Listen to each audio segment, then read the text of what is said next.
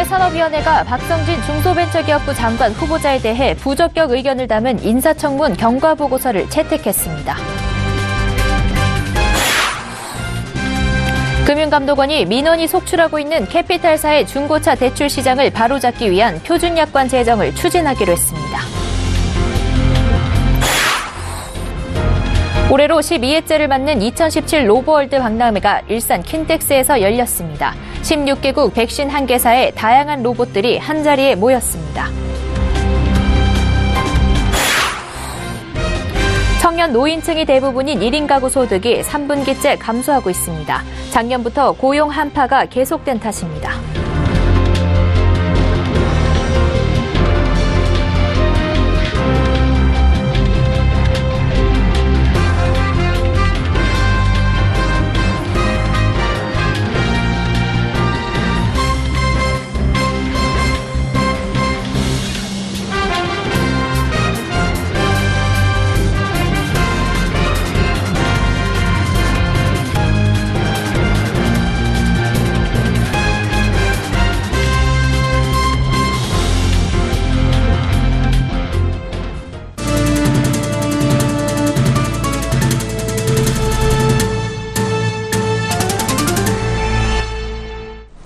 시청자 여러분 안녕하십니까? 센 경제 현장 양한나입니다. 국회 산업위원회가 박성진 중소벤처기업부 장관 후보자에 대해 부적격 의견을 담은 인사청문 경과보고서를 채택했습니다. 산업위 소속 여당 의원들이 모두 퇴장한 가운데 이뤄진 의결이지만 여당 의원들마저 박 후보자의 장관 후보 적격성에 의구심을 표하고 있기에 가능한 일이었습니다. 이제 박 후보자의 장관 임명 강행 여부는 청와대로 넘어가게 됐습니다. 김혜영 기자입니다. 이념과 종교관 논란 등 말도 많고 탈도 많았던 박성진 중소벤처기업부 장관 후보자. 여야는 박 후보자에 대한 인사청문회를 마친 후 보고서 채택을 놓고 이견을 좁히지 못했었습니다. 하지만 오늘 열린 산업위에서는 여당이 퇴장한 상황에서 야당 주도로 박 후보자에 대해 부적격 의견의 청문 경과 보고서를 채택했습니다. 사실상 여당 의원들의 암묵적인 묵인 속에 이루어진 보고서 채택입니다. 채택된 보고서에는 박 후보자의 중소벤처기업부 장관으로서의 자질과 업무 능력에 대해 부적격이라고 적시하고 건국과 경제성장을 둘러싼 역사관 논란, 신앙과 과학 간 논란 등 양립할 수 없는 입장을 모두 취하는 모순을 보이는 등 국무위원으로서의 정직과 소신이 부족하다고 밝혔습니다. 사실상 여야 합의로 채택된 보고서로 인해 박 후보자의 임명 강행 여부는 오로지 청와대의 결정에 따라야 합니다. 청와대가 부적격 의견 보고서가 채택된 장관 후보자를 임명할 경우 야당의 거센 반발과 정체 공세의 빌미를 제공하게 되고 한편으로는 당청 간 불협화음으로 번질 수도 있습니다. 이에 따라 청와대가 국회 의견을 존중해 박 후보자 카드를 접을 가능성도 배제할 수 없는 상황입니다. 하지만 문재인 정부 출범과 함께 중소기업 육성을 위해 공식 출범한 중소벤처기업부가 출범 이후 51일이 지났음에도 수장 없이 겉돌고 있다는 지적이 제기되고 있습니다. 최저임금 인상과 통상임금 판결 등으로 중소기업을 둘러싼 경영 환경이 악화되고 있는 상황에서 이를 해결할 또 다른 장관 후보자를 찾는 데 한 달 가까운 시간을 소비해야 할 수도 있습니다. 중소기업과 소상공인들이 청와대와 정치권을 바라보는 이유입니다. 서울경제TV 김혜영입니다. 캐피탈사의 중고차 대출 관련 민원이 꾸준하게 증가하고 있습니다. 지난 2014년에는 금감원에 접수된 관련 민원 건수가 한 해 동안 20여 건에 불과했는데요. 작년엔 100건을 훌쩍 넘어섰고 올해도 상반기에만 50건에 육박했습니다. 금융감독원은 중고차 대출 시장의 잘못된 영업 관행이 소비자들의 피해를 키우고 있다고 보고 이를 바로잡기 위한 표준 약관 제정을 추진키로 했습니다. 정훈규 기자가 취재했습니다. 올해 초 중고 냉동탑차를 사려던 김모 씨는 한 중고차 딜러를 통해 캐피탈 회사에 차량 구입을 위한 대출을 신청했습니다. 하지만 자동차 딜러는 김모 씨의 대출금을 가로채 잠적했습니다. 캐피탈사가 채무자의 계좌를 거치지 않고 관행적으로 대출금을 제휴점이나 딜러 계좌로 입금한 탓에 발생한 일입니다. 또 다른 중고차 딜러는 고객 인감증명서로 인감 도장을 만들어 450만 원에 불과한 중고차를 담보로 2,600만 원의 대출 계약을 맺었습니다. 또 딜러사가 소개한 캐피탈 회사 직원은 11%의 금리로 돈을 빌려주겠다고 했지만 실제 금리는 19.9%에 달한 경우도 있었습니다. 대출을 받아 중고차를 사려다가 돈을 떼이거나 약탈에 가까운 계약을 맺는 등 피해 사례가 잇따르고 있습니다. 고객 편의를 이유로 증빙서류 제출을 대행해 주겠다면서 소비자에게 인감증명서와 주민등본 등을 요구하는 것에 소비자들이 속는 겁니다. 중고차 대출 피해가 심각해지자 정부가 칼을 빼들었습니다. 금융감독원은 이처럼 혼탁한 중고차 대출 시장의 영업 관행을 바로잡기 위해 표준 약관 제정 추진에 나섰습니다. 우선 대출금은 채무자 본인 계좌로 입금하는 것을 원칙으로 하고 부득이하게 대출금을 제휴점 등에 곧장 입금할 경우 먼저 중고차 인수 확인부터 이루어져야 합니다. 대출 신청 때 중요 서류는 캐피탈 회사가 직접 받아야 하고 명의 도용 사건이 발생할 경우 모든 책임은 캐피탈 회사가 져야 합니다. 또 중고차 구매와 대출을 연결해주는 제휴점 직원의 이름과 연락처 등 신원 정보를 캐피탈 회사가 채무자에게 반드시 알리도록 할 계획입니다. 차량 가격보다 지나치게 많은 과잉 대출을 방지하기 위해 대출 한도 산정 방식도 약관에 명시됩니다. 금리 등 대출 조건을 제휴점이 허위로 안내하는 경우에는 고객이 대출 계약을 취소할 수 있게 됩니다. 계약 서류와 표준 약관을 받지 못한 경우도 마찬가지입니다. 표준 약관은 이르면 오는 10월에 만들어져 내년 2월 1일부터 시행될 예정입니다. 중고차 매매 시장을 둘러싼 대출 피해가 약관 제정으로 크게 감소할 것으로 전망됩니다. 서울경제TV 정은규입니다. 인간이 꺼려하는 작업을 대신 해주고 정교한 수술을 직접 해주는 로봇이 더 이상 영화 속 얘기가 아닙니다. 상상이 아닌 실생활로 들어온 로봇들을 이보경 기자가 로봇 박람회에서 만나봤습니다. 알파벳이 쓰여져 있는 블록들. 로봇 팔에 달린 카메라가 글자를 확인하고 움직이면서 두산이라는 단어를 순서대로 배열합니다. 가정용 난방기 온도 조절기를 만드는 모습입니다. 로봇손이 커버 위에 기판을 올리자 다른 로봇손이 뚜껑을 덮습니다. 뿐만 아니라 로봇에 달린 카메라로 기판의 불량 여부도 검사합니다. 이 협동 로봇은 작업자와 부딪히게 되면 이렇게 작업을 멈추게 됩니다. 사람이 다치는 것을 막기 위해서입니다. 울타리를 쳐놓고 작업자가 가까이 가지 못하게 했던 산업용 로봇과는 달리 작업자를 도와 사람과 가까이서 일하는 협동 로봇을 위해 필요한 기능입니다. 엔진 조립 작업을 하다 보면 반복적으로 힘을 줘서 누르거나 당기는 작업이 많아서 관절에 무리가 오는데 이때 협동 로봇이 이를 도와주어 작업이 많이 편리해졌습니다. 인공관절 수술 로봇도 전시됐습니다. 뼈가 놓여있는 위치와 방향 등을 입력해주면 다리뼈의 중심축을 정확하게 측정해 인공관절이 들어갈 공간을 만듭니다. 사람이 직접 하는 것보다 정교하고 손떨림도 없어 안전합니다. 직접 명령어를 입력해 로봇의 움직임을 만들 수 있는 로봇 장난감들도 등장했습니다. 노트북으로 명령어를 입력하자 로봇이 이에 따라 움직입니다. 가수 싸이의 뉴페이스가 흘러나오자 춤을 추는 로봇. 박수를 치고 턱을 만져주면 재롱을 부리는 강아지 로봇. 모두 명령어를 직접 입력해 움직이게 만든 겁니다. 어릴 때부터 코딩을 재밌게 배울 수 있도록 한 교육용 로봇인 겁니다. 저희 로보티즈는 유아부터 대학생까지 재미있게 다양한 로봇 예제들을 만들면서 코딩과 함께 하드웨어도 배우고 로봇 교육을 재미있게 수업을 할 수 있는 키트를 구성하고 있습니다. 올해로 12회째를 맞는 2017 로보월드는 스마트 인더스트리, 스마트 라이프라는 주제로 로봇 전시회와 경진대회 등 다양한 형태로 진행됩니다. 16개국 151개사가 480개 부스에 참가해 제조용 로봇과 서비스용 로봇 등 다양한 로봇들을 선보이는 이번 전시회에는 미국과 중국, 유럽, 동남아 등 해외 바이어 2,000여 명이 참석했습니다. 성큼 다가온 로봇 시대를 보여주는 이번 전시회는 오늘부터 16일까지 경기도 일산 킨텍스에서 열립니다. 서울경제TV 이보경입니다. 청년 노인층이 대부분인 1인 가구 소득이 3분기 연속 감소하고 있습니다. 작년부터 계속된 고용 한파로 일용직 등 임시직 일자리가 줄어들면서 1인 가구 소득이 근로소득을 중심으로 큰 폭으로 줄어든 탓입니다. 보도에 정창신 기자입니다. 통계청 조사에 따르면 올해 2분기 1인 가구의 월 평균 소득은 164만 2,540원으로 집계됐습니다. 1년 전보다 2% 줄었습니다. 1인 가구 소득은 작년 4분기에 전년 동기 대비 2% 하락한 후 올해 1분기엔 1.7% 떨어져 3분기 연속 뒷걸음질을 치고 있습니다. 1인 가구 소득이 3분기 연속 줄어든 것은 금융위기 여파에 시달리던 2009년 3분기 이후 약 8년 만입니다. 1인 가구의 월평균 소득은 전체 가구 월평균 소득의 절반에도 미치지 못했습니다.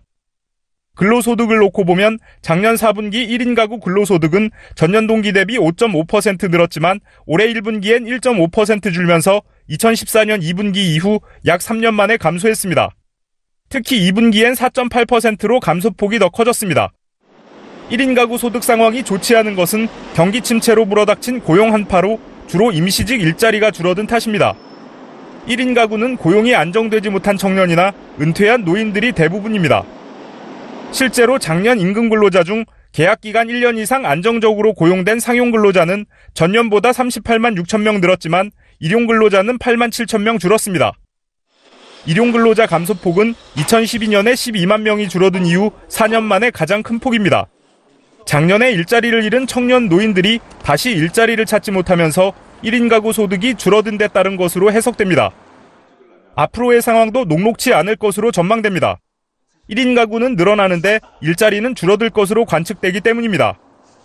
통계청이 추산한 전체 가구 수 중 1인 가구 비중은 2015년 27.2%에서 2025년 31.1%로 매해 늘어날 예정입니다. 여기에 내년 최저임금이 시간당 6,470원에서 7,530원으로 대폭 오르면서 편의점과 주유소 아르바이트 등 최저임금에 민감한 일자리가 감소할 가능성이 커졌습니다. 노인들 위주로 채용되는 아파트 단지 경비원도 관리비 부담을 덜기 위해 곳곳에서 인력 감축이 이뤄지고 있는 상황입니다. 서울경제TV 정창신입니다. 오늘 주요 금융기관들이 한자리에 모인 금융권 공동 채용 박람회가 열렸습니다. 50개가 넘는 금융기관이 현장에서 채용 상담과 면접 등을 진행해 취업 준비생들에게 취업의 희망을 안겨줬습니다. 앵커 리포트입니다. 서울 동대문 디자인 플라자에서 열린 금융권 공동채용 박람회 현장. 은행연합회 등 5개 금융기관이 금융위원회와 금융감독원의 후원으로 열린 이번 박람회에는 은행과 증권, 보험, 카드 등 53개 금융회사가 참여했습니다. 현장에서 채용 상담과 면접 등이 실시된 만큼 아침 이른 시간부터 수백여 명의 취업준비생들로 북적였습니다. 이번에 블라인드 채용 관련해서 제 역량만 보여주면 서류 패스가 가능하기 때문에 오게 됐습니다. 많은 지원자들이 온 걸 보고 정말 깜짝 놀랐고 또 다들 준비가 되게 잘 돼 있으신 것 같아서 저도 좀 자극을 받은 것 같습니다. 이날 축사를 맡은 이용섭 일자리위원회 부위원장은 임금과 고용 안정성이 높은 금융권이 일자리 창출 분위기를 선도해달라고 당부했습니다. 에코붐 세대들이 본격적으로 2021년까지 노동시장에 진입을 하게 됩니다. 이 자리에 계신 우리 금융인들께서 제발 좀 일자리 좀 사회적 책임을 다한다는 의미에서 늘려주셨으면 좋겠습니다. 최종구 금융위원장은 금융권의 지속가능한 일자리 창출을 위해서는 우선 금융회사의 업무 범위가 확대되고 수익성이 제고돼야 한다고 강조했습니다. 지속가능한 일자리 창출을 위해서는 권역별 영업 규제를 전면 재검토해서 금융회사의 자유로운 영업을 제한하는 불필요한 규제들을 적극적으로 정비해 나가겠습니다. 특히 신한, KB국민, KB하나 등 6대 시중은행은 구직자가 나이, 출신 학교 등에 의해 차별받지 않도록 블라인드 심사를 하기로 했습니다. 면접 성적이 좋은 이들은 하반기 공채 때 서류 전형 면제 혜택도 받을 수 있습니다. 이날 행사에 참여한 금융사는 채용 박람회를 계기로 올해 하반기 전년 대비 680명 늘어난 총 4,817명을 채용합니다.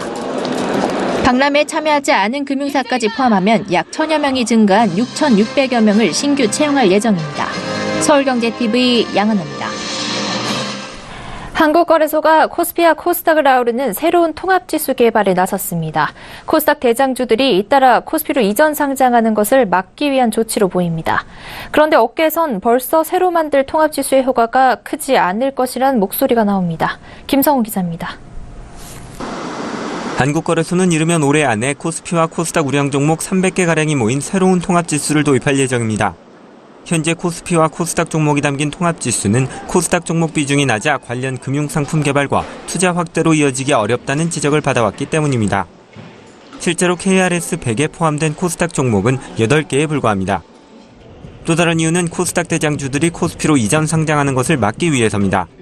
시가총액 1위의 대장주가 코스닥을 빠져나가면 코스닥 시장은 급격하게 얼어붙을 가능성이 높습니다. 이미 코스피로 옮긴 카카오에 이어 셀트리온도 코스피 이전 상장 움직임을 보이면서 발등에 불이 떨어진 거래소가 새 통합지수를 내세워 셀트리온 붙잡기에 나선 겁니다. 이에 따라 새롭게 개발될 지수는 주주 친화적인 기업들로 구성돼 지난 2014년 도입된 일본의 JPX 니케이 지수 400을 참고해 개발될 것으로 전망됩니다. 지수 편입 여부를 단순히 시가총액 순으로 결정하는 것이 아니라 자기자본 이익률 등 재무 요건을 종합적으로 판단해 상대적으로 규모는 작아도 건실하고 투명한 코스닥 기업 비중을 늘린다는 계획입니다. 한국거래소 측은 새로운 지수를 구성할 종목을 가능한 300개 이상으로 해 성장 가능성이 큰 코스닥 상장사가 많이 들어갈 수 있는 방향으로 검토 중이라고 밝혔습니다. 하지만 업계에서는 새 지수 도입으로도 코스닥 우량주의 이탈을 막기는 어려울 것이라는 예상이 나옵니다. 새 통합지수가 만들어진다 해도 코스닥 대장주들이 코스피에 머무를 만큼 대표성과 매력을 갖기는 어렵다는 겁니다. 업계 관계자들은 국내의 지수가 약 240개나 되는 상황에서 새 지수가 코스피 200만큼의 대표성을 가질지 의문이라고 지적합니다. 앞서 거래소 코스닥 본부는 원래 코스닥 종목의 코스피 200 지수 편입을 추진했었지만 지수의 대표성이 훼손되고 시장에 혼란을 가져올 수 있다는 우려 때문에 논의가 사실상 무산된 바 있습니다. 서울경제TV 김성훈입니다. 파리 부동산 대책의 여파로 9월 서울 아파트 거래량이 지난달의 절반 이하 수준으로 감소했습니다. 서울부동산정보광장에 따르면 9월 12일 기준 서울 아파트 거래량은 총 2,624건으로 집계됐습니다. 일평균 218.7건이 거래된 것으로 지난달 거래량의 절반에도 못 미치고 지난해 9월과 비교해서도 60% 수준입니다. 전달 아파트 거래량은 파리 대책에도 불구하고 역대 8월 서울 아파트 거래량으로 최대치인 14,870건이 신고됐습니다. 그러나 한 달 이후 본격적으로 반영되기 시작하면서 이번 달 신고 건수가 반토막이 난 것으로 풀이됩니다. 주택 구매 심리가 크게 위축된 데다 투기 과열지구 지정으로 조합 설립 인가 이후 재건축 아파트 거래가 묶여 특히 강남 4구의 거래량이 급감했습니다. 올해 상반기 매출 대비 연구개발 투자를 가장 많이 한 기업은 NC소프트였습니다. 기업 경영 성과 평가 사이트 CEO스코어는 500대 기업 중 올해 상반기 반기 보고서를 제출했고 R&D 투자 내역을 공시한 217개사를 조사한 결과 이같이 나타났다고 밝혔습니다. 이어 네이버와 한미약품, 카카오, NHN 엔터테인먼트 순으로 R&D 투자 비중이 높았습니다. 조사 대상 기업들은 총 매출액 782조 5,394억 원 가운데 R&D 투자에 20조 9,721억 원을 쓴 것으로 집계됐습니다.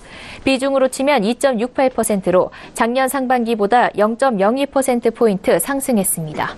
매출액은 1년 새 6.9% 늘었는데 R&D 비용은 이보다 더 높은 7.8% 증가를 보였습니다. 우리나라 대규모 기업 평균 임금이 중소기업의 3.2배 수준으로 미국, 일본 다음으로 격차가 컸습니다. 노민선 중소기업연구원 연구위원에 따르면 지난해 우리나라 500인 이상 대규모 기업의 구매력 평가지수 환율 기준 월 평균 임금은 6,048달러로 5인 미만 기업의 3.2배였습니다. 2014년 현재 미국의 500인 이상 기업의 평균 임금은 5인 미만 기업의 1.3배, 2015년 일본의 500인 이상 기업의 평균 임금은 5인 미만 기업의 1.6배로 조사됐습니다. 노 위원은 500인 이상 대규모 기업의 월평균 임금은 한국이 미국보다 31%, 일본보다 51.9% 높다고 밝혔습니다. 반면 10인 미만의 경우 미국과 일본보다 평균 임금이 낮고 특히 5인 미만 기업의 경우 한국이 미국의 53.6%, 일본의 75.9% 수준에 그쳤습니다. 올해 우리나라의 반도체 수출액이 사상 처음으로 900억 달러를 돌파할 것으로 전망됩니다. 우리나라 단일 수출 품목으로는 사상 최고치로 1994년 한국 전체 수출액인 822억 달러보다도 많습니다. 한국무역협회 국제무역연구원에 따르면 올해 1월에서 8월 반도체 수출액은 전년 동기보다 52% 증가한 595억 달러를 기록했습니다. 앞으로 연말까지 매달 80억 달러 수출을 유지할 경우 연간 수출액 900억 달러는 무난하게 넘어설 것으로 예상됩니다. 반도체 수출은 지난 40년간 해마다 15%가량 증가했고 올해는 우리나라 전체 수출의 16%를 홀로 담당하고 있습니다. 올해 1월에서 7월 반도체 무역 수지는 282억 달러 흑자로 같은 기간 우리나라 전체 무역 흑자의 51%를 차지했습니다. 삼성전자가 신개념 김치냉장고 김치플러스를 출시했습니다. 김치는 물론 감자와 고구마, 바나나 등 보관이 어려운 식자재까지 보관할 수 있는 김치냉장고의 활용도를 극대화시켰습니다. 정부가 다음 달 열리는 세계무역기구 서비스 무역이사회 등 모든 채널을 통해 중국의 사드 보복 철회를 강력히 촉구하기로 했습니다. 깨끗한 나라는 유해 성분 검출 논란에 휩싸인 생기대 릴리안으로 인해 총 125억 원 규모의 손해배상 청구 소송을 당했다고 오늘 공시했습니다. LG전자는 내일부터 오는 20일까지 이동통신 3사를 통해 하반기 전략 스마트폰 LG V30 예약 판매를 시작합니다. 64GB 모델의 가격은 94만 9,300원, 128GB의 가격은 99만 8,800원이며 출시일은 오는 21일입니다.